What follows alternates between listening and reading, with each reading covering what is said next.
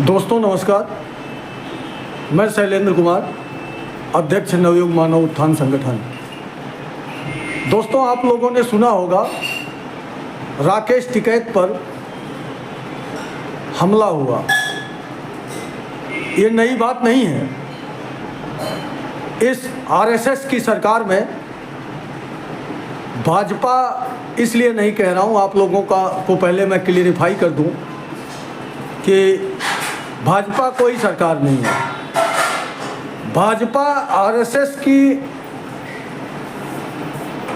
एक विंग है। भाजपा नहीं है, जो आरएसएस कहेगी, जो आरएसएस करेगी वही होगा। भाजपा के करने से, भाजपा के कहने से कुछ होने वाला नहीं है। अगर आरएसएस के हिसाब से भाजपा नहीं चलेगी तो शायद भाजपा के उन नेताओं को, कहना ना मानने वालों को तुरंत पार्टी से भी निकाला जा सकता है, पद से भी हटाया जा सकता है। इसलिए सरकार ये आरएसएस की है। और आरएसएस के दो मित्र हैं, एक अडानी, दूसरा अंबानी। और आरएसएस शुरू से, जब से इस देश में अंग्रेज़ों की सरकार थी और आज़ादी की जंग छिड़ी, तब से ही आरएसएस ना तो भारतीय संविधान को मानती थी, कभी ना भारतीय तिरंगे को इन्होंने सम्मान दिया। 52 साल तक अपने कार्यालय पर आरएसएस ने भारतीय तिरंगे को नहीं सम्मान दिया। वो अलग बात है कि आज उसी तिरंगे के लिए दूसरे की जान लेते घूम रहे हैं इनके चेले लोग। ये भगवा की बात करते हैं, लेकिन इनकी टोपी काली है, काला दिल काली टोपी, नफरती गैंग है ये। अब आ जाते हैं मुद्दे पर। राकेश टिकैत पर हमला हुआ। राकेश टिकैत पर हमला ये छोटी बात नहीं है और ना नई बात है। इस तरह का हमले बराबर हो रहे हैं। अभी थोड़े दिन पहले हरीश मिश्रा पर हमला हुआ। हरीश मिश्रा ने भाजपा के ही एक विंग करणी सेना पर कमेंट किया। उन पे जानलेवा हमला हुआ चाकुओं से, उनको जेल भेज दिया गया। लेकिन हमला करने वाले मजे लिए। उन पर कार्रवाई क्या हुई उसको भगवान जानते, वो अलग बात है। कि अगर करणी सेना पर कोई हमला हुआ होता तो उसका बुलडोजर से घर गिरा दिया जाता, उसके परिवार को जेल में भेज दिया जाता, उसकी ज़िंदगी बर्बाद कर दी जाती। फिर राकेश टिकैत पर हमला हो रहा है। उस राकेश टिकैत पर हमला हो रहा है जो 13 महीने तक आंदोलन करने वाले किसानों की टीम के मुखिया के रूप में रहे हैं। 750 किसानों की शहादत पर आज भी 2 मिनट के लिए श्रद्धांजलि ना देने वाली भाजपा और उसके चेले राकेश टिकैत पर हमला कर रहे हैं। यह प्रायोजित हमला है। इसका हम खुला विरोध करते हैं। हमारा संगठन खुला विरोध करता है और हम किसान यूनियन और राकेश टिकैत के साथ हैं। कोई भी सामाजिक संगठन हो, चाहे किसानों का संगठन हो, मजदूरों का संगठन हो, उसको यह समझना चाहिए और दलाली बंद करके इस चीज़ को गहनता से अध्ययन करना चाहिए कि आज राकेश टिकैत पर हमला हो रहा है, कल तुम्हारा भी नंबर है। क्योंकि ये किसी के सगे नहीं है। जो इनके खिलाफ बोलेगा उस पर हमला करेंगे। खुद नहीं करेंगे, किसी और से करवाएंगे। इनके पास बहुत सारे चेले हैं। जिस तरह से किसानों के संगठनों का गठन शुरू हुआ, तभी हम लोगों को समझ जाना चाहिए था किसान संगठनों को ये ख़त्म करना चाहते हैं। किसान संगठनों के ताकत को ख़त्म करना चाहते हैं। इनका मेन विचार है किसानों की ज़मीन लूटना, किसानों को बर्बाद करना, गरीबों को ख़त्म करना, मजदूरों को ख़त्म करना। जिस तरह यह व्यक्तिवाद और पूंजीवाद को बढ़ावा दे रहे हैं, इससे लगातार गरीब परेशान हो रहे हैं, मजदूर खत्म हो रहे हैं। आज महंगाई आसमान छू रही है, रोजगार की कोई व्यवस्था नहीं है, गरीब के रोजी रोटी की कोई व्यवस्था नहीं है। परिवार महंगाई की वजह से टूटते चले जा रहे हैं। हमारी कमाई अगर 2 रुपए की है तो हम परिवार पाल नहीं सकते, हम रिश्तेदारियों को संभाल नहीं सकते, हम अपने तक सीमित हो जाएंगे। ये गहन साजिश चल रही है गरीबों के खिलाफ और किसानों के खिलाफ। कहते हैं किसानों की ज़मीन हम नहीं छीनेंगे, किसानों की ज़मीन नहीं छीनने की बात करते हैं, लेकिन किसानों को कर्ज बांटते हैं, किसानों की फसल का उचित दाम नहीं देते हैं, पेस्टिसाइड महंगा है, किसान की खाद की बोरी का दाम बढ़ाते चले जा रहे हैं, वजन घटाते चले जा रहे हैं। किसी दिन किसान का दिन ऐसा आने वाला है कि ये किसान की बोरी जब खाद की किसान लेने जाएगा तो आज 40 किलो की कर दी है 50 किलो से, ये जेब में भी लाना पड़ेगा बोरी, पार्ले जी बिस्कुट की तरह। ये भाजपा है, ये किसी की सगी नहीं है, ये जाति और धर्म में हमको लड़ा करके हमको ख़त्म कर रहे हैं, यह चीज़ समझना पड़ेगा।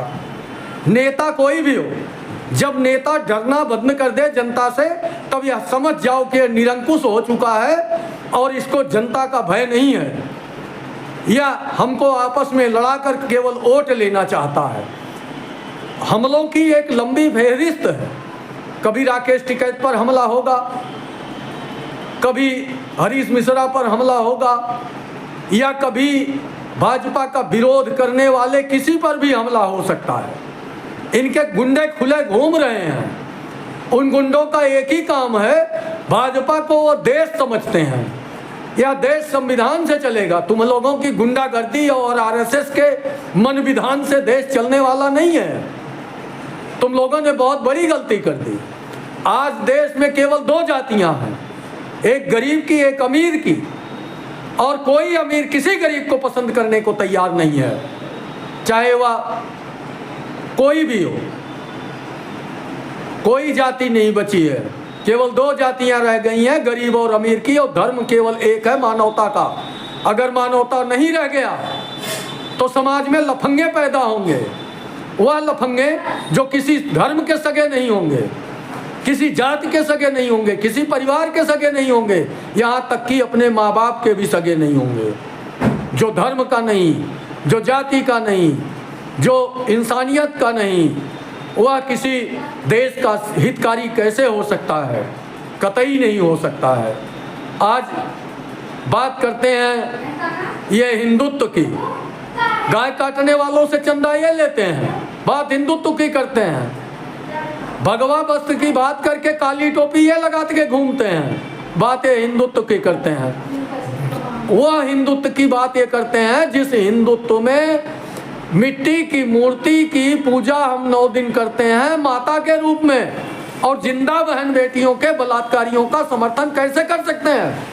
यह सरकार आज तक देश में जितने बलात्कार उत्तर प्रदेश से लेकर अन्य प्रदेशों में हो रहे हैं, किसी पर कोई कार्रवाई नहीं हो रही है, सब पे खाली गोल गोल घुमाया जा रहा है और बलात्कारियों को बचाया जा रहा है। आज बहन बेटियों को क्या करें हम? ये लफंगे जो हंस रहे हैं, आज हमारी बहन बेटी के साथ हो रहा है, तुम हंस रहे हो, कल तुम्हारी बहन बेटियों के साथ होगा तो दूसरा हंसेगा। इसकी भी लंबी फहरिस्त है। उन्नाव से शुरू हुआ बलात्कार कांड पहुंच जाता है, धीरे धीरे धीरे धीरे जिलेवार करके घूमते घूमते पहुंच जाता है बनारस में, जहां एक बेटी के साथ 23 लोग बलात्कार करते हैं। पहुंच जाता है कासगंज में, जहां एक बेटी के साथ 8 लोग बलात्कार करते हैं। इनके खिलाफ खड़े होने की जरूरत है। जनता में अब आक्रोश रह नहीं गया, जनता सोच ही नहीं रही है। अरे समाज की पगड़ी नहीं रह जाएगी, समाज की बहन बेटियों की इज्जत नहीं रह जाएगी, समाज में रोजगार नहीं रह जाएगा, तो क्या करोगे? क्या करोगे? कौन से धर्म का निर्माण करना चाहते हैं? कौन से देश का निर्माण ये करना चाहते हैं? स्कूलों को बर्बाद किया जा रहा है। जहाँ शिक्षा मिलनी चाहिए वहाँ जूता और जुराब और टाई बेल्ट बिक रहा है। निरंकुश है सारे प्राइवेट स्कूल, गरीब आदमी वहाँ शिक्षा अपने बच्चों को नहीं दे सकता है और सरकारी स्कूलों को बर्बाद किया जा रहा है। गांव-गांव में दारू की दुकानें खुल रही हैं। महिलाएं जब विरोध कर रही हैं तो महिलाओं पर मुकदमे लादे जा रहे हैं। ये कौन से धर्म का निर्माण कर रहे हो? धर्म को शराबियों का अड्डा बना रहे हो। क्या हिंदू धर्म या कोई धर्म शराबियों का अड्डा बन के धर्म का संरक्षण तुम लोग करोगे? जिस समय कोरोना था सारी मिल फैक्ट्री आना जाना नात रिश्तेदारी शादी विवाह सब कुछ बंद कर दिया गया था, लेकिन इस समाज में सबसे पहले दारू की दुकान खोली गई। वो अभी उस प्रदेश में खोली गई जहां का मुखिया अपने आप को संत कहता है। कैसे मान ले हम तुम संत हो? किस तरह मान ले हम तुम संत हो? अगर तुम संत होते तो संत के चाल चलन चेहरा दिखाई भी देना चाहिए। केवल भगवा पहन लेने से कोई संत नहीं होता है, क्योंकि भगवा तो रावण ने भी पहना था। माता का सीता का हरण राम राम करता हुआ जा करके किया, उस समय उसके वस्त्र का रंग भगवा ही था। क्यों ऐसे देश को बर्बाद करने पे तुले हो? क्यों हिंदू धर्म को बर्बाद कर रहे हो? गुंडों और लफंगों की जमात बना रहे हो, हिंदू धर्म को बर्बाद कर रहे हो तुम लोग देश को। इस तरह नहीं बर्दाश्त है। हमारे नेताओं पर, संगठन के नेताओं पर हमले होंगे। भाजपा देश नहीं है, ध्यान रखना। जनता के द्वारा चुनी गई सरकार है। जब जनता चाहेगी उतार के फेंक देगी। ये लफंगाई बर्दाश्त नहीं करेगी देश की जनता। कांग्रेस से जनता जब उबी थी तो कांग्रेस को लाके घुटनों पर टिका दिया। अब तुम्हारा भी नंबर है, तुम्हारा भी जाने का वक्त आ चुका है। जितनी बदमाशी करनी है, जितनी गुंडाई करनी है, जितना खुलेआम लूट करना, भ्रष्टाचार करना कर लो।